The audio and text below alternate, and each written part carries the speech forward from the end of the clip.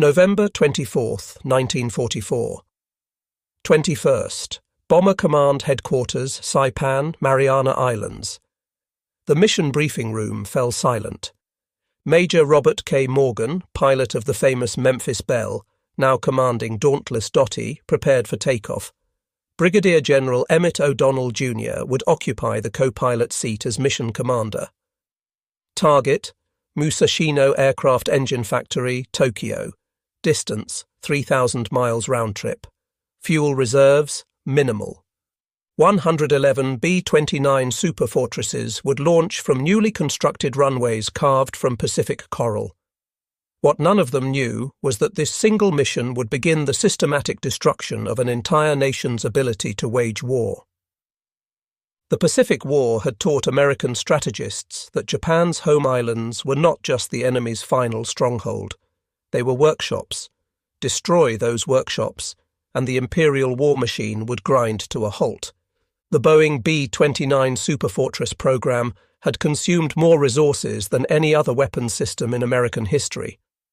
At $3.7 billion, it exceeded even the Manhattan Project's atomic bomb development. The investment represented a calculated gamble that strategic bombing could bring Japan to its knees without invasion. Japanese cities presented unique vulnerabilities.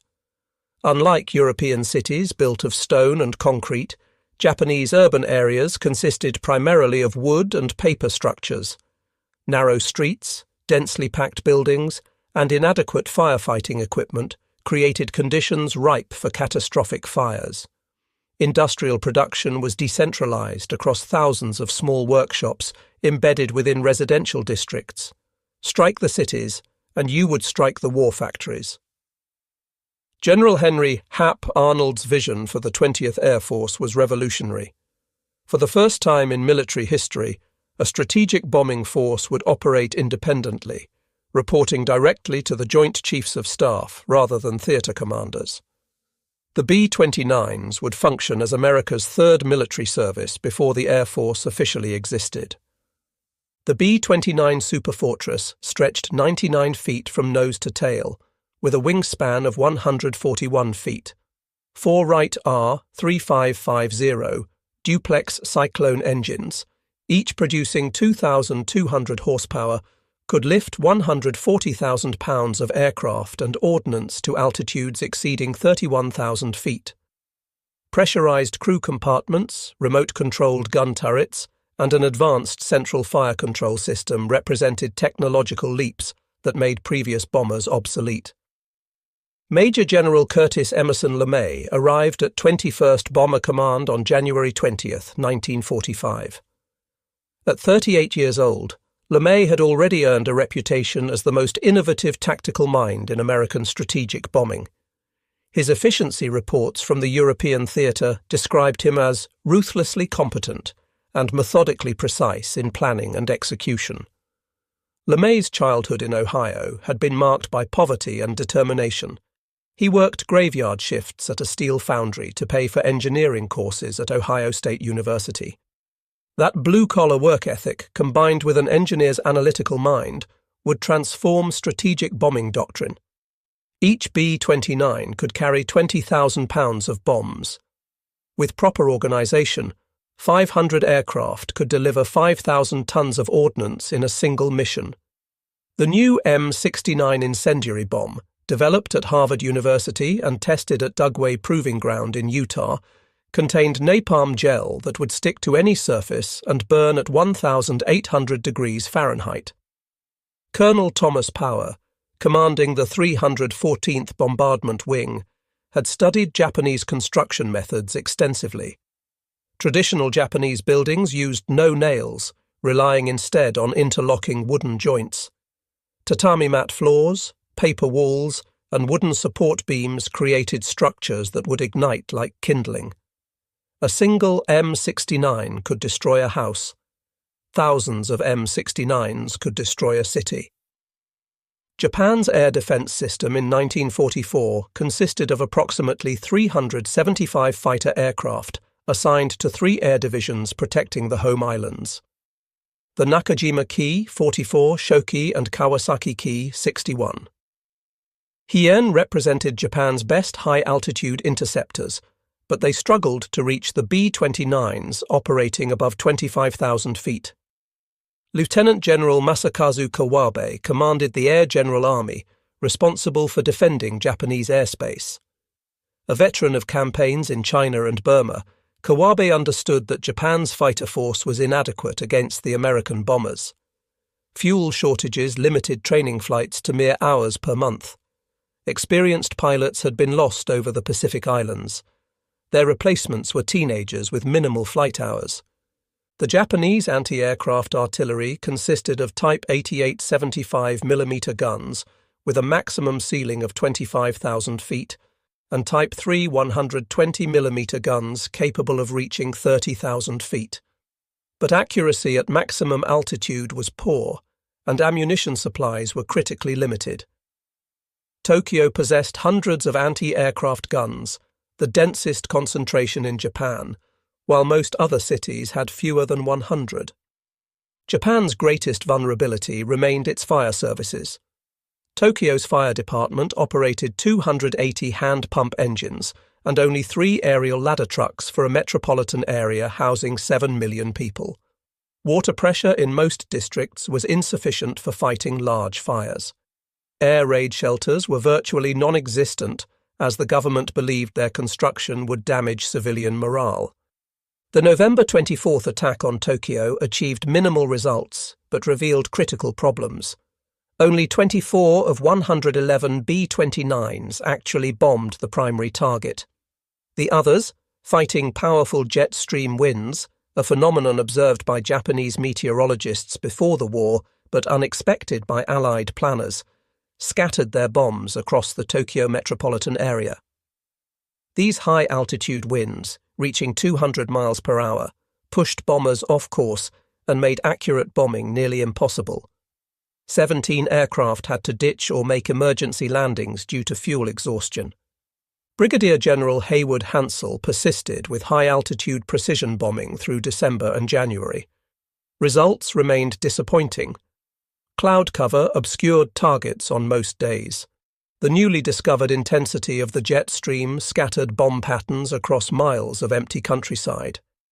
Mechanical failures plagued the complex R3350 engines, with many aircraft aborting missions due to engine fires. By January 1945, the 21st Bomber Command had flown 14 missions against Japan, dropping 1,385 tons of bombs, while losing 41 B-29s. At this rate, the entire B-29 force would be depleted before significantly damaging Japanese industry.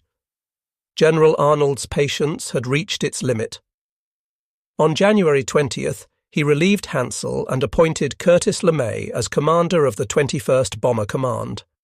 LeMay's orders were simple: produce results or face replacement. Arnold's health was deteriorating. He had suffered his 4th heart attack of the war, and he needed vindication for the massive B-29 investment before Congress questioned the program. LeMay spent 3 weeks analyzing every aspect of B-29 operations. He flew combat missions personally, sitting in the co-pilot seat to observe crew procedures and enemy responses. He studied weather patterns, Japanese industrial reports, and damage assessments from previous raids. His conclusion was revolutionary. Everything about American bombing tactics needed to change. On February 4, 1945, LeMay ordered his first experimental incendiary raid against Kobe. 129 B-29s dropped 159 tons of incendiaries and 13 tons of fragmentation bombs from high altitude. Results were promising but not decisive. Cloud cover had limited accuracy, but where incendiaries found their mark, entire city blocks burned. The February 25th raid on Tokyo proved more successful. 174 B-29s dropped 453.7 tons of incendiaries, destroying approximately 1 square mile of the city.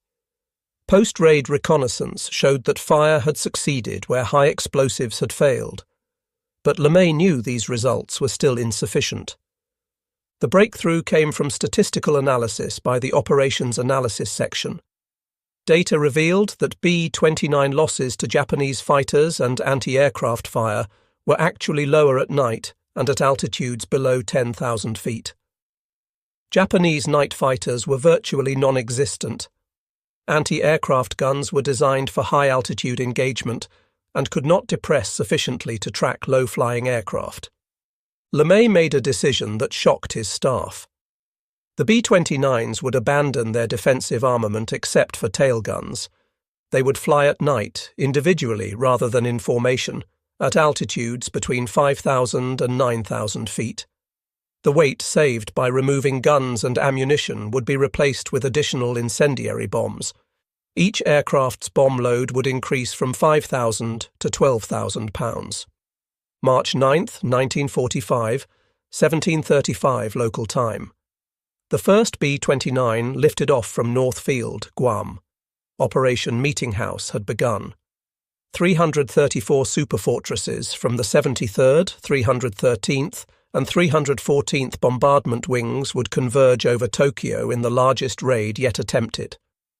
The target area measured 3 by 4 miles in Tokyo's Shitamachi district, containing an estimated 750,000 residents and thousands of small factories. Pathfinder aircraft from the 314th Wing arrived over Tokyo at 12:08 a.m. on March 10th. Flying at 5,000 feet, they marked the target area with M47 incendiary bombs, creating a flaming X visible from 50 miles away.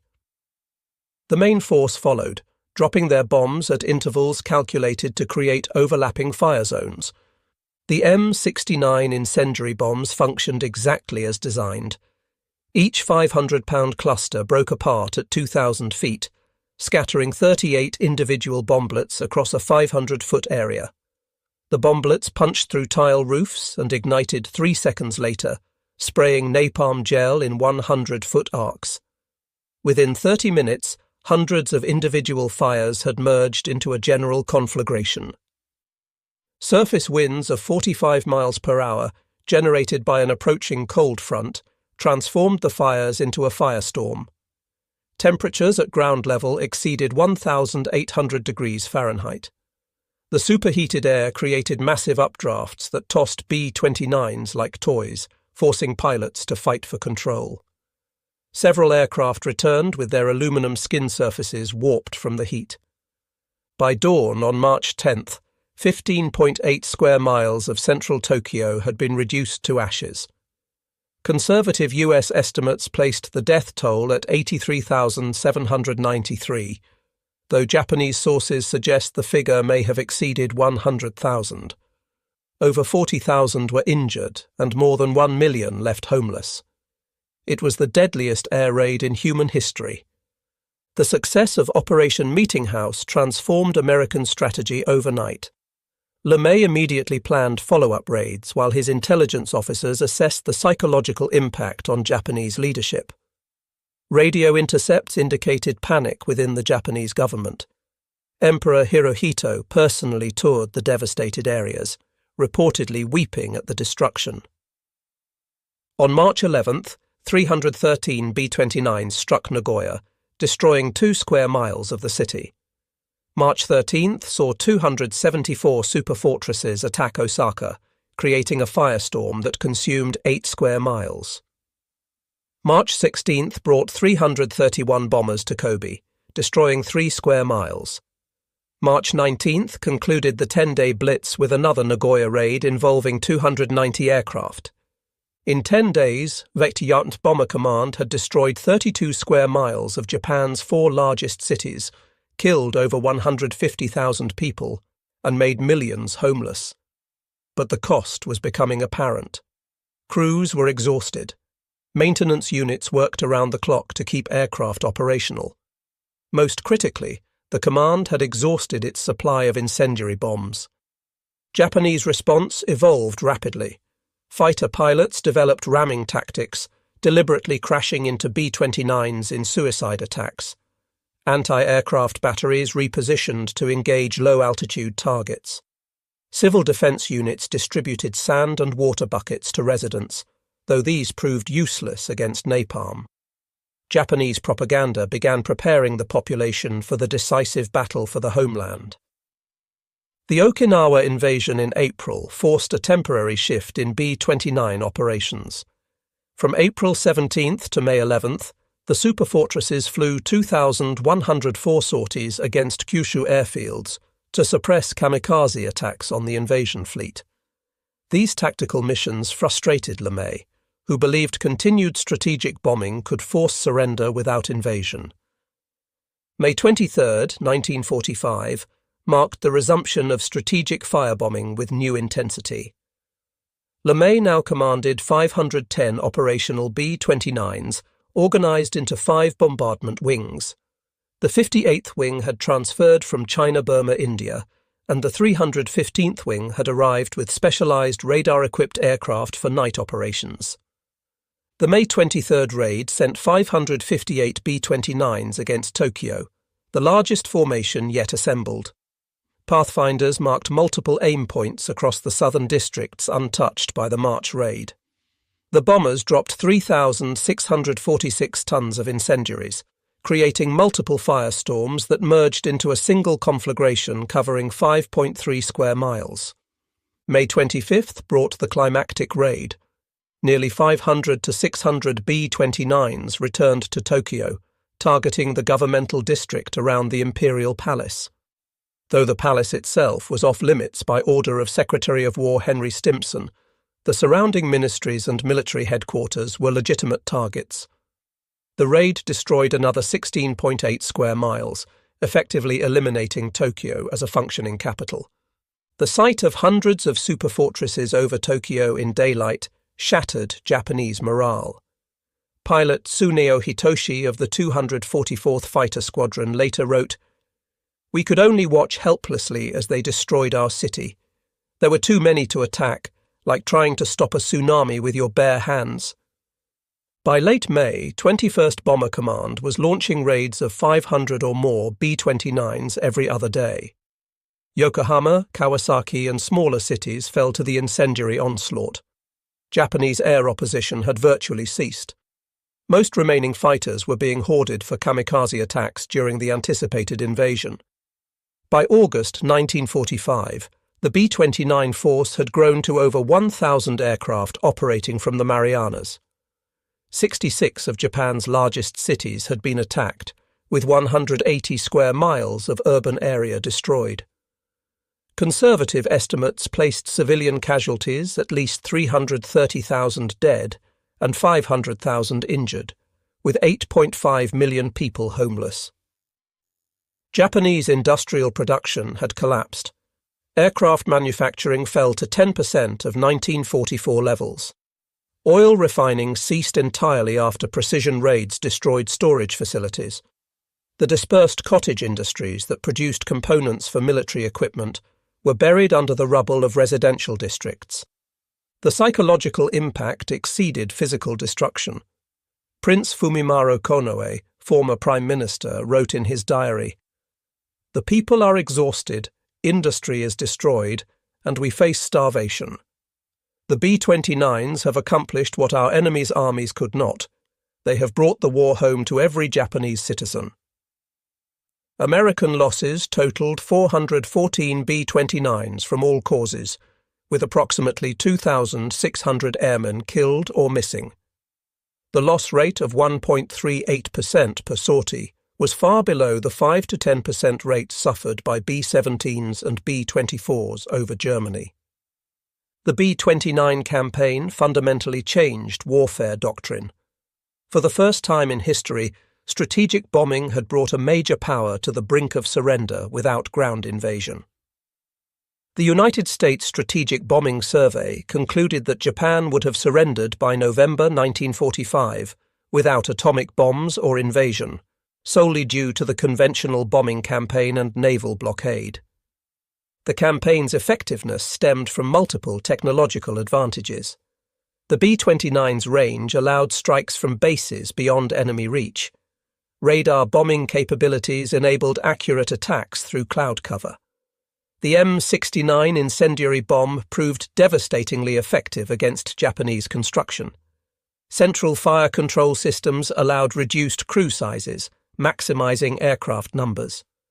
The 20th Air Force's organizational structure provided a model for the independent United States Air Force established in 1947. Strategic bombing had proven itself as a distinct form of warfare requiring specialized equipment, training, and command structures separate from traditional Army operations. Training programs had produced thousands of qualified sonar operators, bombardiers, and maintenance specialists. American naval schools were graduating new personnel at rates Japanese facilities could not match, creating cumulative advantages that increased over time. The B-29 campaign against Japan represented the convergence of industrial might, technological innovation, and strategic adaptation. American industry had produced the world's most advanced bomber. American science had developed incendiary weapons perfectly suited to the target. American strategists had adapted tactics to maximize effectiveness while minimizing losses. The transformation from Hansel's unsuccessful precision bombing to LeMay's devastating area attacks demonstrated the importance of tactical flexibility. Pre-war doctrine had emphasized high-altitude precision strikes against specific industrial targets. Reality forced adaptation to low-altitude area bombing that destroyed entire urban industrial complexes. The moral implications would resonate for decades. LeMay himself acknowledged, "If we'd lost the war, we'd all have been prosecuted as war criminals." The deliberate targeting of civilian areas marked a departure from earlier American bombing policy and established precedents that would influence nuclear strategy throughout the Cold War. The campaign validated Billy Mitchell's interwar theories about air power's decisive potential. Wars could now be won from the air, striking directly at an enemy's industrial base and civilian morale. This reality would reshape international relations and military strategy for generations. On August 6, 1945, a single B-29 named Enola Gay dropped the atomic bomb on Hiroshima. 3 days later, Bockscar delivered the second atomic bomb to Nagasaki.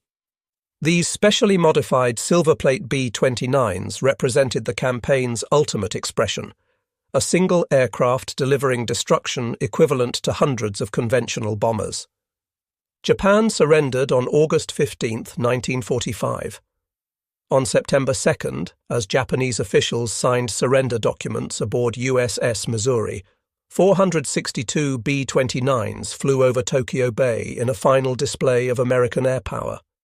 The formations stretched for miles, their shadows darkening the waters below. General LeMay received the Distinguished Service Medal for transforming the B-29 force into history's most effective strategic bombing campaign. He would later serve as Chief of Staff of the United States Air Force and architect of Strategic Air Command during the Cold War. The B-29 continued serving through the Korean War, where they again demonstrated strategic bombing's effectiveness. The last operational B-29 was retired in 1960, but the aircraft's legacy endured. Every modern strategic bomber incorporated lessons learned from the Superfortress campaign against Japan. In the ruins of Tokyo, Osaka, and 64 other Japanese cities, concrete monuments mark areas destroyed by B-29 raids. These memorials serve as reminders of the 10 months when silver bombers ruled Japanese skies, systematically destroying a nation's ability to wage war. The strategic bombing campaign against Japan proved that wars could be won through air power, that industrial capacity could overwhelm military resistance, and that technology could provide decisive advantages in modern conflict. The B-29 Superfortress had not just bombed Japan into submission, it had fundamentally changed the nature of warfare itself. Curtis LeMay's transformation of bombing tactics, from ineffective high-altitude precision attacks to devastating low-altitude area raids, had demonstrated that victory required not just superior technology, but the willingness to adapt strategy to reality. By the time Emperor Hirohito announced Japan's surrender, the B-29s of the 20th Air Force had made that surrender inevitable, through the systematic application of strategic air power on a scale the world had never witnessed and would never see again,